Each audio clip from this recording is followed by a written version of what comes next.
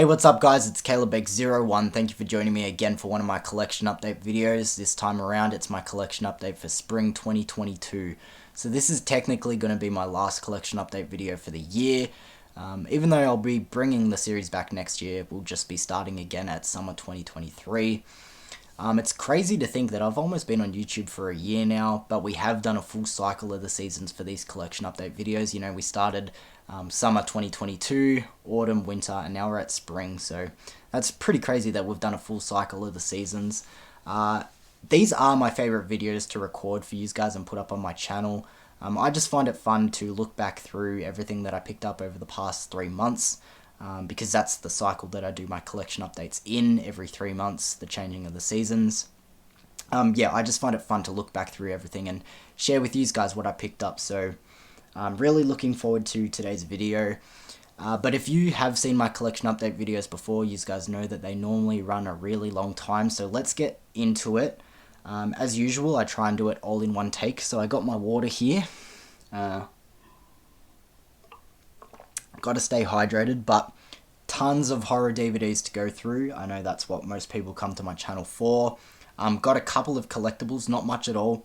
And then for the small group of people who come to my channel for my music related content, I think you'll be pleasantly surprised because I picked up tons of albums over the past 3 months.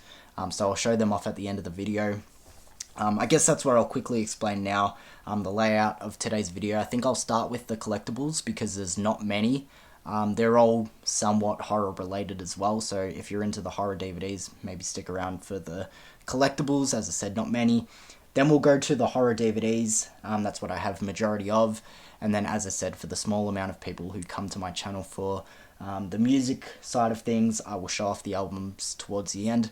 For people who feel like skipping certain parts of the video, I will put chapters in the time bar below, so if you feel like skipping parts, go for it. I don't really care, it's up to you what you want to watch.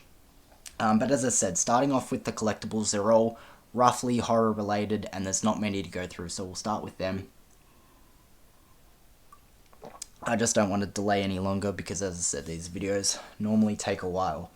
I guess the first thing to show off is this Simpsons beanie. You would have seen me wearing this if you've been on my channel before, especially over the past 3 months. I've been wearing this a lot.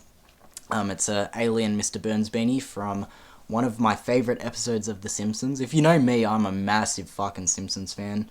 But this is one of my favourites. Season 8, the Springfield Files, where they think Mr. Burns is an alien. Yeah, it's a super comfy beanie, glows in the dark. And I know it's not really horror related, but I mean, who doesn't love The Simpsons? And aliens are somewhat horror, so I'm actually going to keep this off because it's actually getting really fucking warm. So, moving on. The next thing for collectibles that I want to show off is this wall flag. And it'll have a pretty familiar face on it. There we go, a gremlin. It says Sesh Gremlin because it's got a blunt in one hand and a beer in the other. But as I said, again, somewhat horror related because all horror fans would recognize a gremlin when they see it. So obviously I haven't hung it up on my wall yet purely because I have no fucking room. So that's on my to-do list, find room for it. And the last thing to show off, as I said, not many things in my collectibles at all, is this Child's Play Chucky t-shirt. I have tons of Child's Play shirts already, but I really wanted to pick up this one because it mixes two things that I really love, horror movies and music, because this is set out like a band tour t-shirt. It has all the release dates of the Child's Play movies, even the remake. I just thought this was really fucking cool, so of course I wanted to pick it up. I don't know why I didn't just wear it. I guess it would have been kind of hard to show off the back, so maybe better if I didn't wear it, but really fucking cool. I was super happy with picking that up. So as I said, that's the collectibles done already. Yeah, small amount, but just wanted to get them out of the way. Now moving on to the horror DVDs. Just like my last video, guys, you guys have a say in what I review next on my channel. Out of every movie that I bring up here, besides a few, which I'll mention later, the most mentioned one, in a week's time, I will do a review on. So you have 7 days, the most mentioned one in the comments below. I will do a review on. After the 7 days, I'm going to cut off ties. Even if there are no comments, I'll just choose whatever, but I'm just letting you guys know you guys have a say in what I review next. Besides, as I said, a few exceptions. So let's get into the horror DVDs now because I'm just rambling. I'm going to start off with a few companies that I like to pick off. So starting off with these Cinema Cult slip covers. If you guys have been watching my collection updates, you guys know I am all about these at the moment. So the first one is this Mr. Sardonicus. Out of the two that I picked up, I have watched this one. I did find it to be a little bit boring. The movie was a bit underwhelming. And then the other one I picked up was I Saw What You Did. I haven't watched this one yet.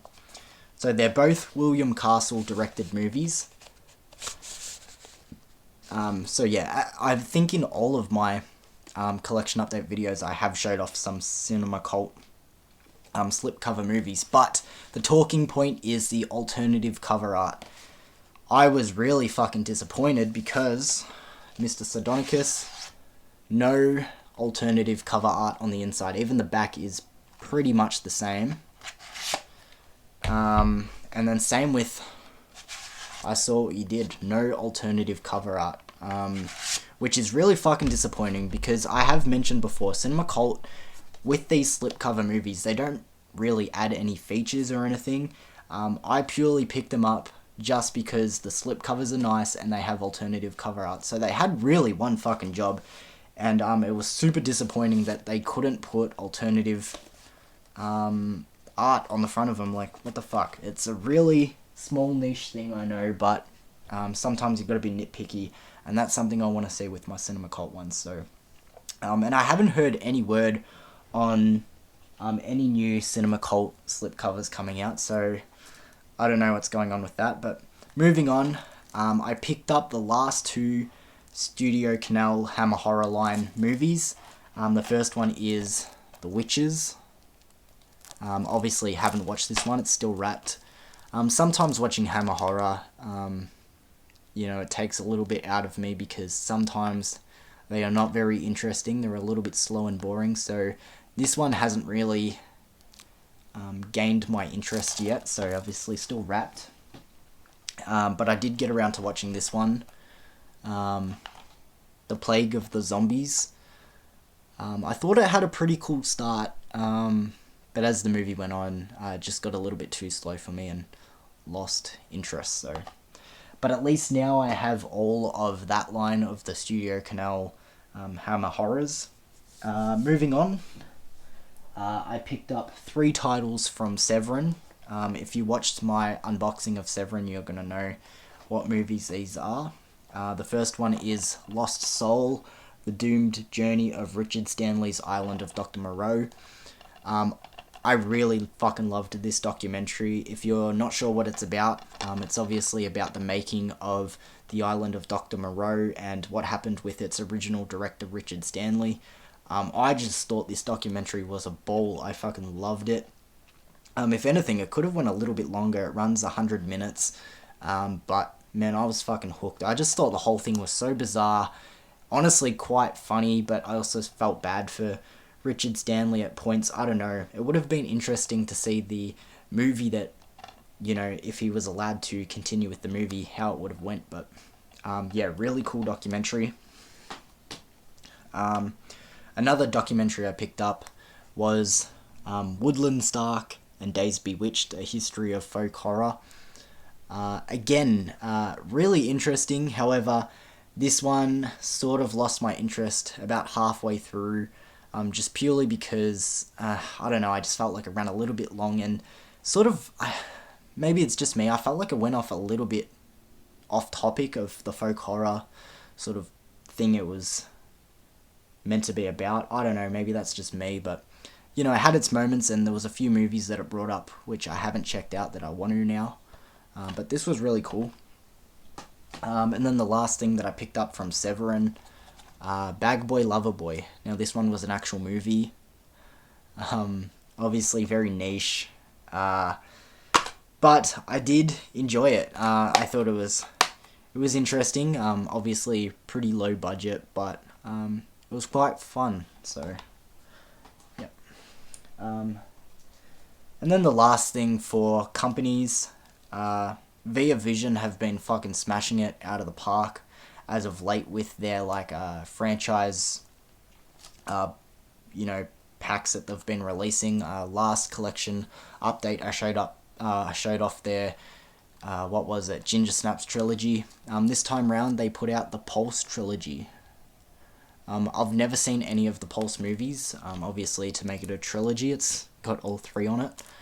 So I will get around to watching these. I just thought it's really fucking cool, and this month they have a Cabin Fever one coming out, which is weird. It's got Cabin Fever 1, Cabin Fever 2, but it doesn't have Patient Zero, which I thought was the perfect opportunity to do a trilogy, but it's just going to be a double set. But either way, getting off topic, the Pulse trilogy by Via Vision. Really cool. Alright, now just getting into my no titles, just random shit. Picked up All the Boys Love Mandy Lane. I remember this movie used to get talked about a ton, and I'd never seen it. So when I had the chance to pick it up, I did, and I watched it pretty much right away. And this movie was honestly a little bit of a letdown. I found it to be like quite boring, not overly interesting, and not too... I feel like she's been getting lots of hate since the Johnny Depp and her trial, but Amber Heard, man, she was fucking stale in this movie. She's the lead, her name on the cover, but she was like really fucking bad in this. Yeah, that movie was disappointing. A cool movie that I did pick up and I have done a review of, so if this movie interests you, I have a review of it on my channel, Dolly Dearest.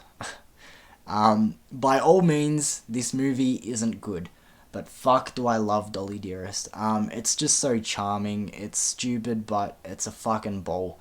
I love Dolly Dearest, so this was a really cool find to add to my collection. Another one that I did a review of, and this review was actually quite successful, Bite. This wasn't a first time watch, as I said, I'd done a review of it. Really cool, just body horror / insect horror movie. If you haven't seen Bite, I would definitely recommend it. Put out by Umbrella. I'm not sure if they're still releasing these, but I'm sure you would be able to find yourself a copy if you want to pick it up. Of course, that's what I did. Now this one's kind of funny. Next up I have Nightmares. But if you watched my last collection update, the one for winter, you would have seen that I actually picked up another copy of Nightmares. Let me grab it off my shelf now, actually. For my winter update, I picked up this version of Nightmares, put out by Severin. And now I have an edition put out by Umbrella Entertainment. I didn't do it purposely. Sometimes when you have that many horror movies, you just sort of forget what you have already got, and that was the case here. I'm probably going to keep both editions purely because there's cool special features on both.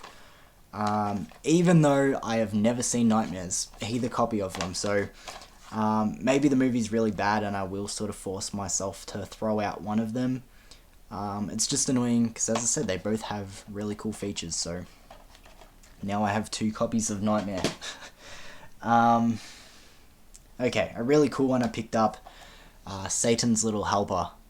Man, this movie's tons of fun. This was a first time watch for me, but it was really fucking cool. It's about this kid who is like obsessed with this game called Satan's Little Helper, and he's convinced that Satan's real, and he's out trick-or-treating, comes along this guy in a devil costume and starts sort of doing his bidding. This movie, again, is just fucking tons of fun. This is going to be a great Halloween tradition to watch this movie because it's sort of just turn your brain off, have fun with it. Satan's Little Helper really impressed me. Again, sort of low budget, but really cool. Next up, director Wes Craven's Shocker. Pretty much Nightmare on Elm Street, but with electricity. And the killer, Horace Pinker. That's him on the front. I mean, not nearly as good as Nightmare on Elm Street, or definitely not one of Wes Craven's better films. However, again, if you just sort of turn your brain off, it is quite fun. So, shocker, picked up that. Another one I picked up. I heard some people say that this one was okay. And I was sort of like meh on it. I thought it was decent. Chocolate Strawberry Vanilla.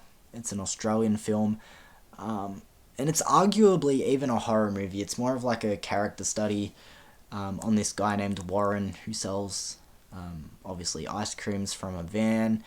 And, yeah, we just sort of follow him and his whole situation. I thought it was okay. A little bit meh, maybe a bit underwhelming.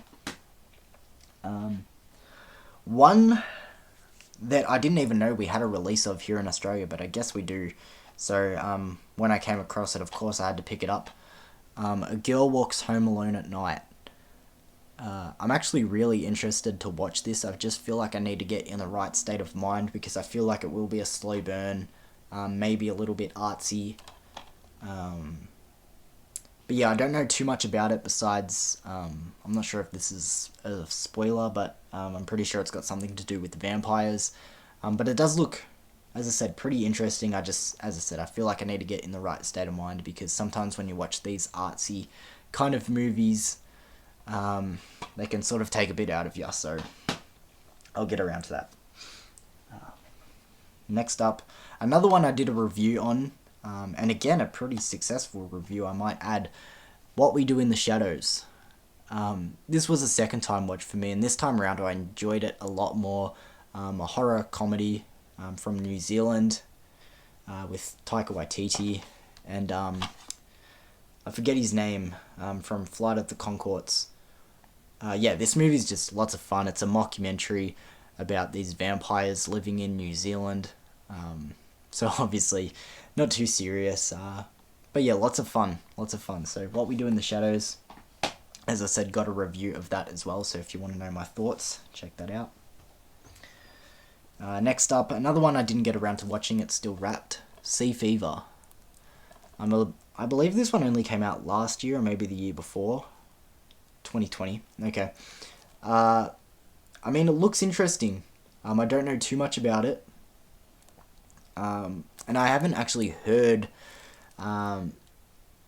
too many people praise or push this one away, so I really don't know what to go with this one is, but Sea Fever, picked it up.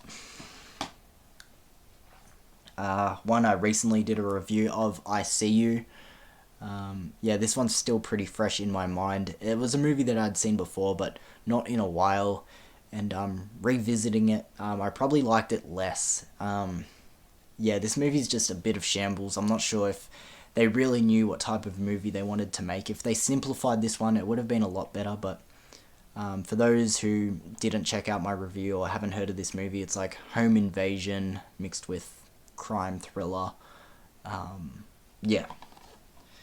I just feel like they couldn't get on the right state of mind going into this one, and the movie just sort of came out in shambles, so a bit unfortunate. Next one was Hunter x Hunter. Sort of like a survival horror movie. It had Devon Sawa in it. I really like him as an actor. I heard a lot of people say that this movie was really, really good, especially the closing 30 minutes. Don't get me wrong, this movie's good, but I maybe was a little bit underwhelmed. Maybe my expectations were a little bit too high. I understand what they mean about that last 30 minutes, because that definitely is probably the best part of the movie. However, as I said, maybe my expectations were a little too high, but by all means, a decent movie. So Hunter x Hunter. Picked up The Host. This was actually a first time watch for me, and for creature features, which I'm a huge fan of, I did enjoy this one. I don't think I loved it as much as other people love it, because this one's held in such high regard.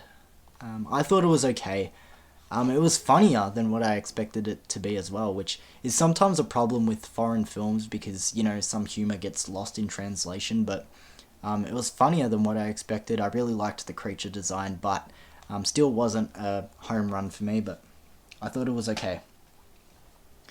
Next up, The House That Jack Built, with Matt Dillon, directed by Lars von Trier. A lot of people talk about this one being a very new film, and a lot of people say it's one of the more disturbing modern films. Definitely disturbing. I wouldn't say, it is the most of all time, but yeah, it's hard to watch at points. I always sort of forget what Lars von Trier's movies are like. I've seen plenty of his films before, but I always forget how artsy they are. And going into this one, I was like, oh fuck, I have to sit through 2.5 hours of this.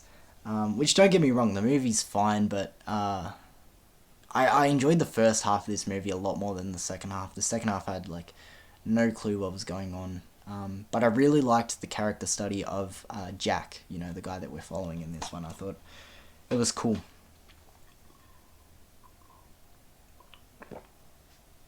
Alright, getting to the end of the DVDs now, horror DVDs. Now, the next ones that I show off, you cannot choose from for me to review, purely because they are horror movies from this year, and I don't want to talk about horror movies from this year until the year is over, because I will be doing top 10 lists of my favourite horror movies of the year. So I don't want to be doing full-length reviews on them and sort of giving away my thoughts until then. So, as I said, you can pick from all the other movies that I've mentioned so far for me to review, just not from these 5. So let's get stuck into it. The first one is X. I had to pick this one up on DVD because I heard how many people fucking loved this one. And it really is a pretty cool movie, a throwback to old school slashers. And it's just really fucking fun. This one came out in select cinemas here in Australia, so I didn't even get a chance to see it in theaters, so this was a must to pick up, and yeah, I enjoyed it. So next up, I picked up Men. Now, I heard a lot of people sort of hate on this movie and say that it wasn't the best, a little bit disappointing. However, I actually really enjoyed Men. I loved the whole atmosphere, the vibe. It really helps that it stars Jessie Buckley. I'm a huge fan of her ever since I seen her in, I think it was Beast. Man, she fucking has won my heart. She is fucking amazing, incredible actress, and yeah, it helps that it starred her, but I loved the whole vibe of this movie. I thought it was really fucking interesting, and I can see how this movie isn't for everyone, but I actually really liked Men, so hey. Next up, I picked up David Cronenberg's Crimes of the Future. This is another one that I heard a lot of people like. This one did come out in cinemas, I just missed it, so that's why I picked it up. I thought it was okay. I don't know.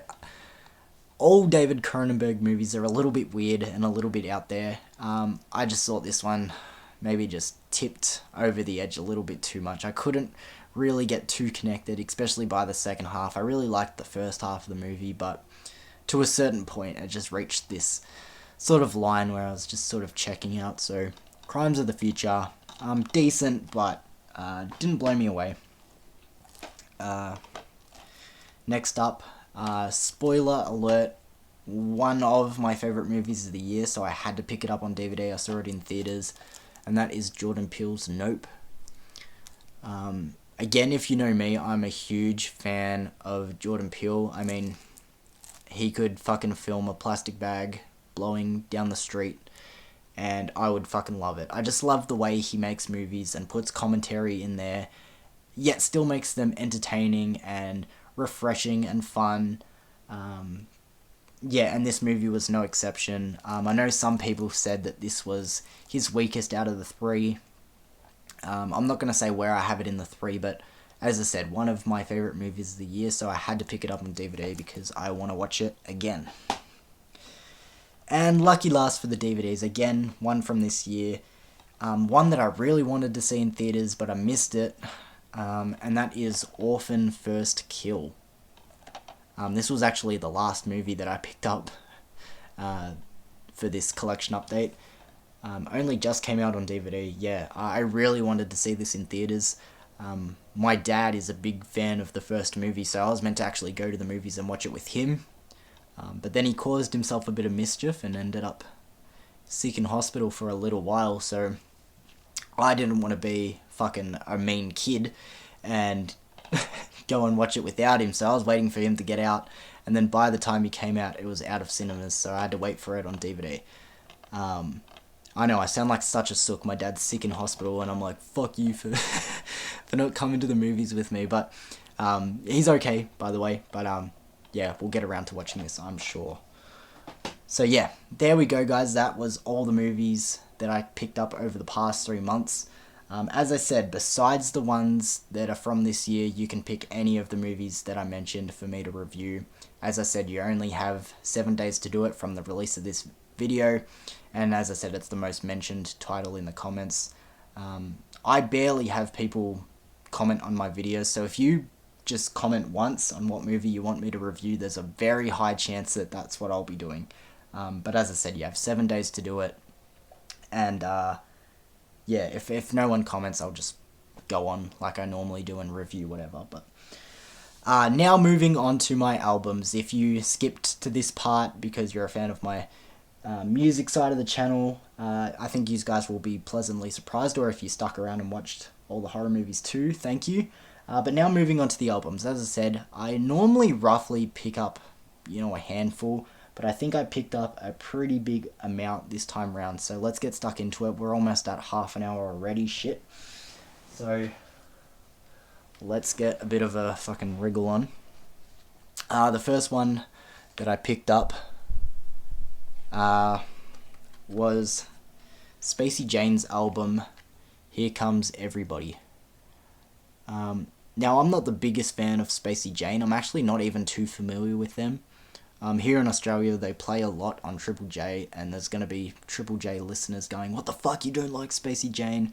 They're just one of those bands that, like, if you love them, you love them, but I do like this album. I really like the song Sitting Up. That's what sort of got me into this album and got me to check it out. It's like indie rock, but yeah, pretty decent album. Next album is Dark Horse by Nickelback. Yes, I like Nickelback. If you don't like Nickelback, fucking grow up, yeah? Like, I don't understand all the hate for Nickelback. They're not that bad.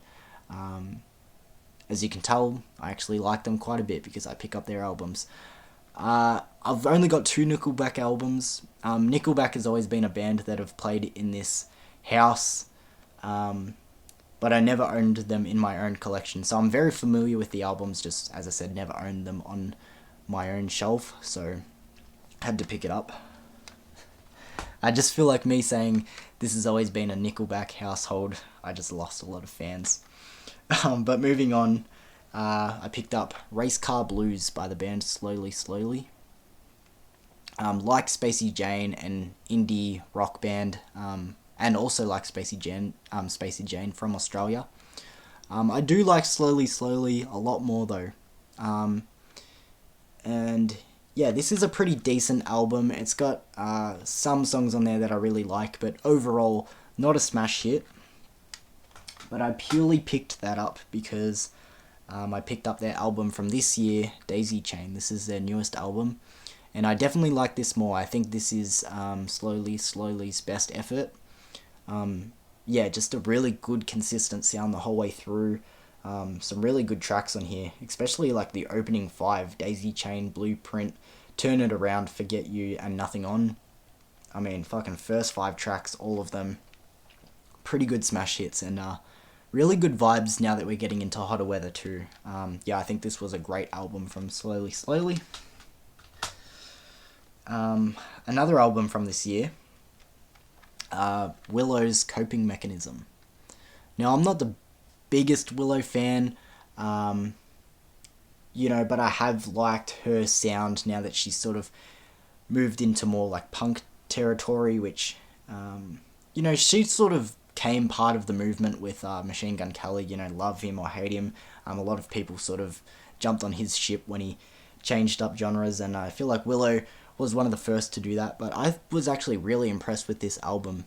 My favourite song in particular is Hover Like a Goddess. I think that song is really fucking awesome. But yeah, she really does a good job on here and really does flex her diversity with the sounds on this one, so I thought that was really cool. Another album from this year. This one's a little bit cringy. I never really thought I'd be picking up this album. It was out for a while and eventually I just saw it in stores and I'm like, you know what? Funny enough, I've actually been listening to it or hearing it a fair bit and I like the songs to a certain extent. So I picked up Holy Fuck by Demi Lovato. I say cringe because, I don't know, some of the songs here are a little bit cringe and I'm maybe not the biggest fan of Demi herself, but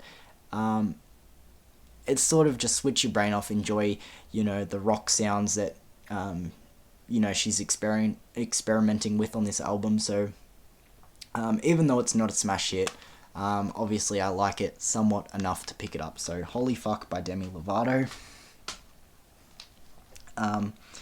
This next album, I came across it and it was actually relatively cheap. This is the cheapest that I've ever seen this album sold for, so I had to pick it up.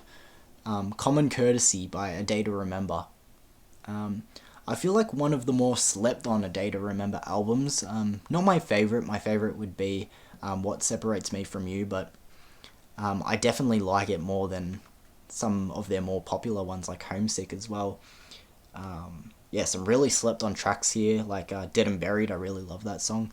But Common Courtesy by A Day to Remember. Continuing the pattern of albums from this year and albums by Australian bands, we have Dune Rats and their newest album, Real Rare Whale. Yep, folds out like that. Yeah, Dune Rats are like this punk pub rock band. They're lots of fun. They bring lots of energy to their music if you've never heard them before. Really cool songs on here. Pamela Anderson, that was the first song that I heard off this album and sort of what got me checking it out. But there's some really cool tracks on here. Only 10. It flies by really quick. That's a mixture of a small amount of songs and packing a lot of fast-paced energy. But decent album. Dune Rats, Real Rare Whale. It's a bit of a tongue twister, that album. Real Rare Whale. What the fuck? Again, Australian band, an album from this year. I picked up Overgrown by Sly Withers. Now, don't get me wrong, I don't think this album was a smash hit, but there was a few songs on here that I really just had stuck in my head, and it was enough for me to pick up this album. The first song that I ever heard by the band, and funnily enough, which led me to this album, was Passing Through. Here in Australia, there's a radio station, Triple M, and through October they do this thing called Oztober where they promote Aussie bands, and they played Passing Through by Sly Withers, and I was like, fuck, this is a great song. Eventually started listening to some of the other singles that were released before this album, and then the album dropped and I liked it enough to pick it up. So Sly Withers, Overgrown. I really love this album cover too. I think it's fucking sick. Alright. Moving on, sort of getting to the end of the albums here. This one is one of my most... I feel like it's definitely overlooked for fans of pop punk, and I'm just going to get into it. Waster and their album Identity Crisis. I just think this album is a fucking blast. However, I hear nobody talk about it. I barely even hear people talk about the band themselves, but this album is fucking incredible. Came out in 2018, and it probably could be one of my favourite albums of that year, if not my favourite. As I said, just pop punk. If you're a fan of bands like Neck Deep and, you know, Between You and Me and bands like that, you're gonna fucking love Waster. Waster is awesome, and as I said, I hear nobody mention this album, so, yeah, as I said, one of my favourite albums of that year. It's annoying that it's in, like, one of those thin slip ones. I fucking hate them, but great album. Identity Crisis. This next one will surprise a lot of people because of the type of music that I normally listen to. However, as you know, I try not to really pigeonhole myself with my music. I just sort of like what I like. It just happens to be that a lot of the music that I listen to falls under particular genres because everyone has their favourites. But this one may surprise a lot of people. Taylor Swift and her album 1989. I'm not a huge Taylor Swift fan by any means. I'm not an expert on her music either. However, I do like this album. There's a lot of songs here that are quite notable that I like to listen to sometimes, so I felt like I needed to pick up this album. You know, Blank Space, Style, Out of the Woods, Bad Blood, Wildest Dreams. There's plenty of songs in here that I really enjoy, so I'd be lying to myself if I said that I didn't like this album or didn't want to pick it up, so got around to doing that. You know, I think a lot of people need to understand that. Don't be ashamed of what you like to listen to. You know, people might be like, what the fuck? But, you know, if it makes you happy, go for it. So, next up, again, another Nickelback album, All the Right Reasons. As I said, we've always had Nickelback playing in this house, particularly growing up, but I never owned any of the albums for myself. So I actually picked this one up before Dark Horse. I believe this is probably their best album. Dark Horse is up there, but really like All the Right Reasons.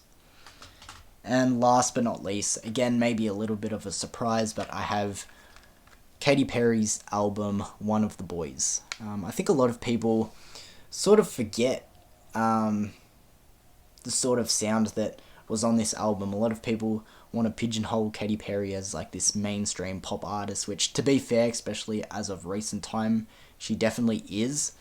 However, this album has a lot of like pop rock influences, and a lot of songs have like really good instrumentals that carry this sort of heavier tone to them. So I'm a big fan of this album. Actually, I included it on my top 10 debut albums list, which I should have said because people could have made the argument this technically isn't Katy Perry's first album, which is understandable, but her first album she went under the name Kate Hudson or something, so I thought it was fair game to include it as a debut album. But One of the Boys, I really do enjoy that album. Oh, alright. So there we go. I think that's technically the longest collection update video I've had on my channel before, but thank you for joining me again, guys. I know it takes a lot of time to go through, but as I said, I had a couple collectibles to show off. As I said, tons of DVDs. Hope you guys enjoyed that. And more albums than what I normally pick up over 3 months. So there was a lot to get through, but thank you for sitting through that, guys. If you sat through the whole thing, or even if you skipped through parts, understandable. You know, some people don't like looking at the music or the collectibles or the DVDs. I understand that. I'm not going to force you guys to watch anything, but thank you for joining me again, guys. As I said, it's really cool that we've done a full year of collection updates. Obviously, as I said, my next one will be summer 2023.